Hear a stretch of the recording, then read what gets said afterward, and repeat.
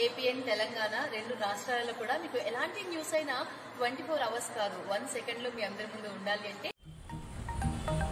సూర్య టీవీకి స్వాగతం. గణపతి నవరాత్రి ఉత్సవాల్లో భాగంగా హైదరాబాద్ నిజాంపేట జేఎన్టీయూ యూనివర్సిటీలో అవధాని శ్రీ గరికపాటి నరసింహారావు గారి ప్రవచనాలు వినటానికి విద్యార్థులు ఎంతో ఓపికతో నిలుచుని విన్నారు.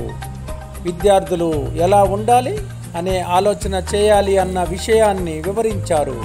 వినాయకుడు తల్లిదండ్రుల పట్ల ఎలా ఉన్నది తెలియచేశారు. విద్యార్థులు తమ చదువుతో పాటు ఆధ్యాత్మిక విషయాల్లో కూడా అవగాహన, మన సాంప్రదాయాల పట్ల గౌరవం కలిగి ఉంటే దేశం బాగుంటుందని అన్నారు. విద్యార్థులు దాదాపు 2.5 గంటల పాటు నిల్చొని వారి ప్రవచనాలు విన్నారు. శ్రీ గరికపాటి నరసింహారావు మాట్లాడుతూ విద్యార్థుల్లో మంచి భక్తిభావం పట్ల ఆసక్తి కలగటం గొప్ప మార్పుకు సంకేతమని అన్నారు. నేడు జేఎన్టీయూ కాలేజీ ఆవరణలో విద్యార్థినుల చేత ముగ్గుల పోటీలు నిర్వహించడం జరిగింది. విద్యార్థినులు ఎంతో ఉత్సాహంతో ఈ పోటీలో పాల్గొన్నారు. చదువుతో పాటు మేము అన్ని రంగాల్లో ముందు ఉంటామని నిరూపించుకున్నారు. ఈ పోటీల్లో పాల్గొన్న వారికి బహుమతులు అందజేశారు.